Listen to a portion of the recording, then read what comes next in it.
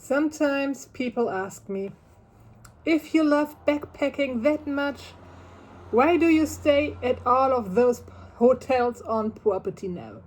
Or why don't you travel the way you used to when you were 20 years younger? The answer is simple. My body had changed. I had an accident that changed my way of traveling forever, but my heart didn't.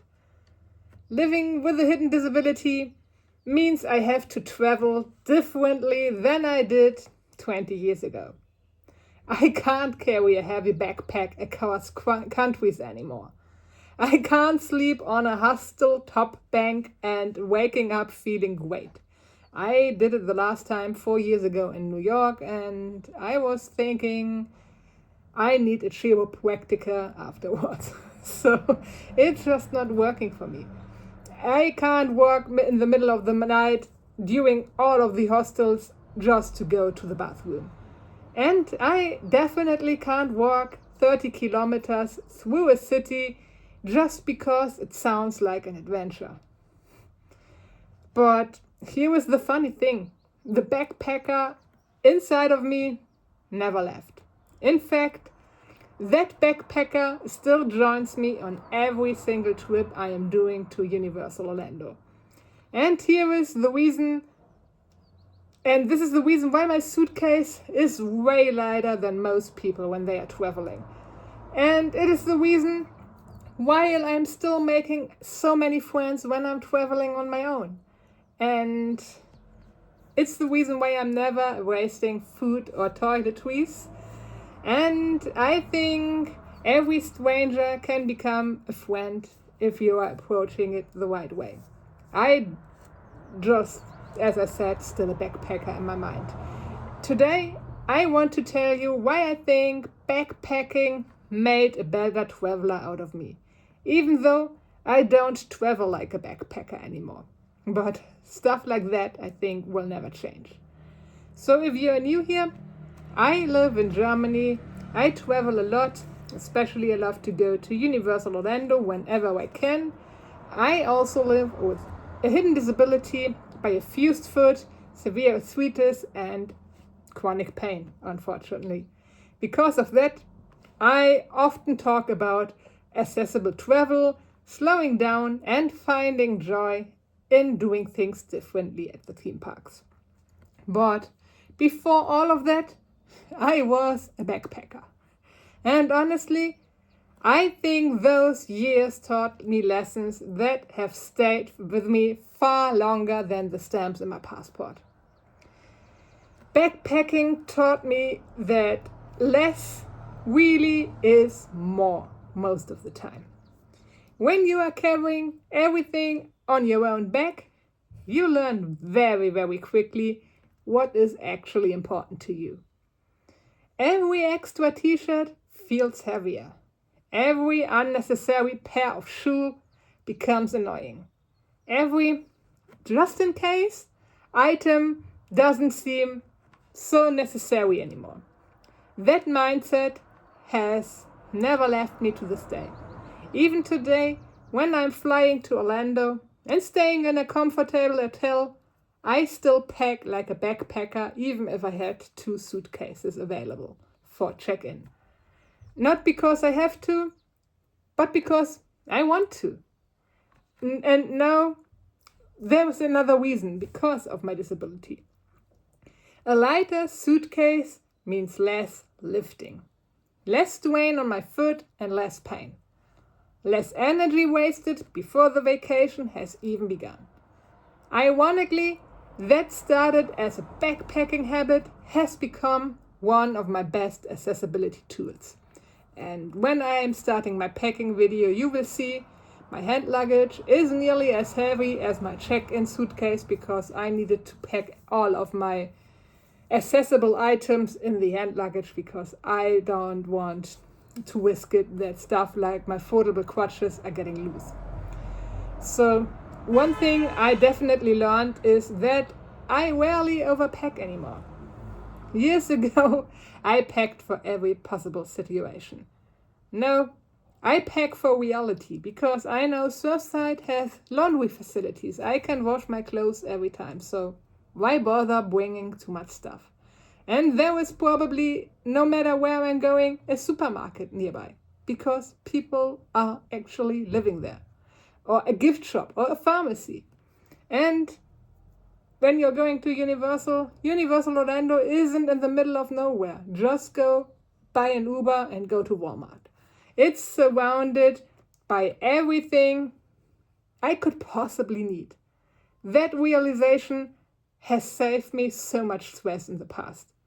I don't spend days worrying whether I've packed enough, because I know I will figure it out anyway. Backpacking taught me exactly that confidence, not perfect preparation, because no matter how much you prepare, something will go off, and I am just like, I'm going with the flow. I don't bother too much when stuff is not working out, then I just find another way to work it out. And now, again, let's talk about why I love staying at Surfside.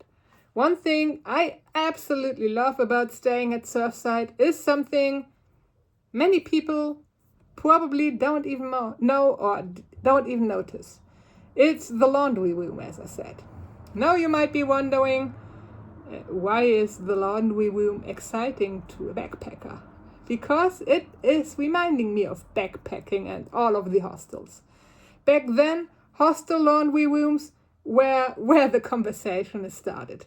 You know everything that was going on in the rooms. You know all the trash talk. You know who is annoying. Everything. People shared all of their travel stories. They recommend destinations to you. You laugh together. Even today, I still love using laundry facilities because I am still crazy. And at Surfside, there was a little tradition.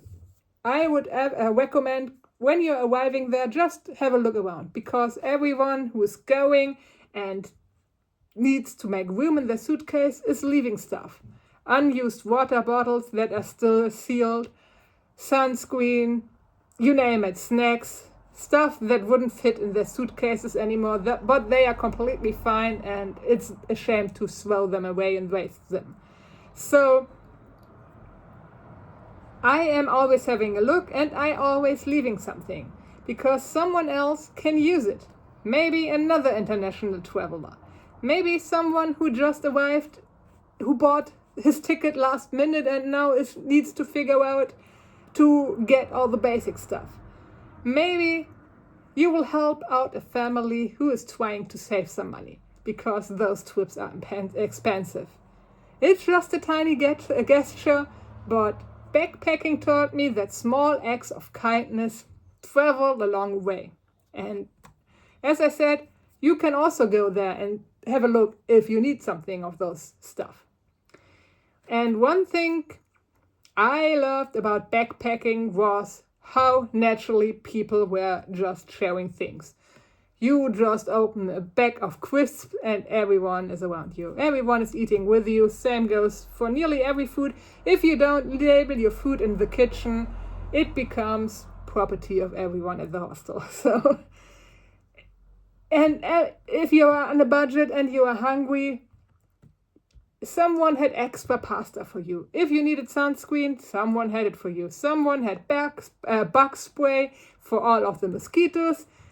Someone borrowed a phone charger, and nobody kept score, because just sharing is completely normal. I think we've lost a little bit of that in our everyday life, because everything is becoming, especially after the virus situation, so self-contained. And whenever I can continue that tradition, I do. Like I did with my Pikachu and Minnie Mouse ears from Japan. I just gave it to the staff from Surfside, because I was like, I don't want to have them anymore. I don't want to throw them away. And they were so happy to get them. So it's nice. It's not because I have to do. It makes me happy to see them happy. And I think this is still a backpacker mentality that's living inside me rent-free, let's face it. And Backpacking, on the other hand, made me comfortable talking to strangers. This is probably the biggest gift backpacking gave me: self-confidence. When you stay in hostels, you quickly learn that everyone starts as a stranger. Everyone is away from home. Everyone is figuring out their life. And sometimes, by dinner, they are your friend. I still carry that mindset when I'm going into Universal. I've met people while waiting for shows, at City Walk, in hotel lobbies, or on transportation, or before rope drop. Sometimes we chat for 5 minutes. Sometimes we spend an entire afternoon together. Those spontaneous moments often became my favorite memories of all of those trips. And backpacking taught me also solo travel doesn't feel lonely anymore. Years ago, traveling around alone sounded terrifying for me, and now it just feels natural. Backpacking taught me that being alone doesn't mean you are lonely. Sometimes it just means freedom. And freedom means you can slow down whenever you want, especially with a disability. It's a good thing. And you can change your plans whenever you want. You can take all of those breaks your body needs, and you can go take a midday break or leave the parks early. And honestly, that freedom became even more valuable after my disability. I really learned to appreciate this kind of freedom. And now let's talk about the hardest lesson. This wasn't easy to accept for me. There were things I simply can't do anymore. I can't travel the way I did. I can't carry a backpack throughout Southeast Asia for a month. I definitely can't sleep anywhere and wake up pain-free. This is not going to work.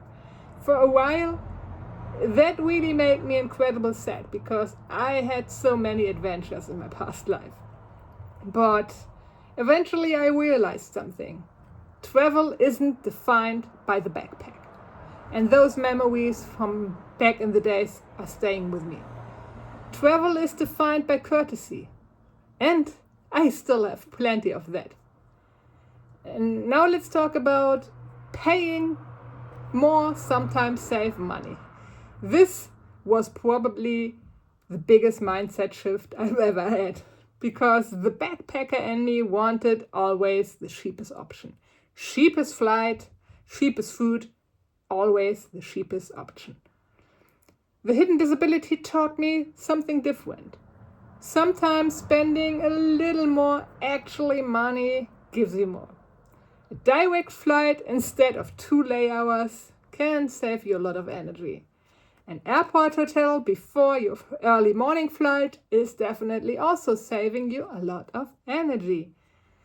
Business class, when I can use my miles, are making the plane ride so much more enjoyable. A hotel close to the parks and on property comes with so many advantages that is overweighting the high price tag for me. Those aren't luxury purchases for me anymore. They are investment in my energy management during my vacation. And energy is the most precious resource I have at the moment. But the backpacker travels still with me every time I'm leaving my house.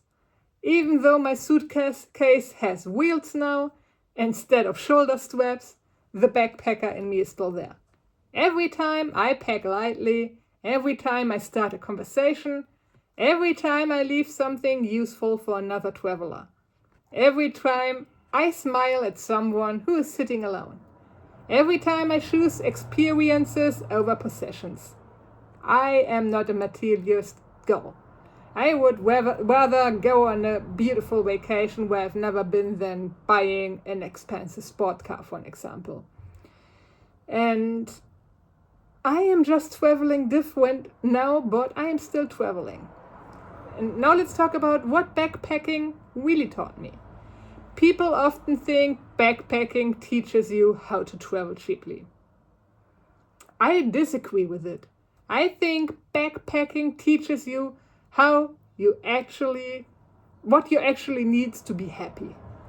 A comfortable bed is wonderful. A nice hotel, I love it. A business class upgrade, dream come true. But happiness doesn't come from those things. It comes from courtesy. It comes from kindness, flexibility, and gratitude. Those lessons stayed with me for far longer than any eternity ever could. And this is, I think, really, really special that a former backpacker is falling in love with those theme parks, because most backpackers avoiding those places because they are way too expensive. So if I can give my older self a lesson, maybe I can help you out when you're watching this because chronic pain has changed your life, or maybe illness forced you to stop doing something you loved. Or maybe you feel like you've lost part of who you are. I've been there. I can understand you. But you haven't lost that person that you were. Maybe they've simply adapted. The adventurous part of you still exists. It still exists in me. I am up for an adventure anytime. It just might look a little bit different from back in the days. And it's okay because we are all growing each and every day. And to be completely honest, sometimes I just miss the backpacking version of me. The one who could hop on a train without thinking twice, just go there. Who could walk all day, who never worried about pain. But then I look at the traveler I've become. Someone who plans carefully, travels lighter, values kindness, and protects energy. And I always make friends whenever I go. So the backpacker in me still exists as soon as I board my plane to Orlando. And it will never leave me. The spirit is still there and the spirit will never leave me. And maybe that's what is traveling really about. At least it is for me. Not holding on to the way things used to be, but discovering new ways to keep exploring. So thank you so much for spending the time with me today. I'd love to hear from you in the comments. What is one travel habit you've kept from an earlier chapter of your life? So until next time, take care. I will see you on my next video tomorrow. Have a wonderful day and goodbye.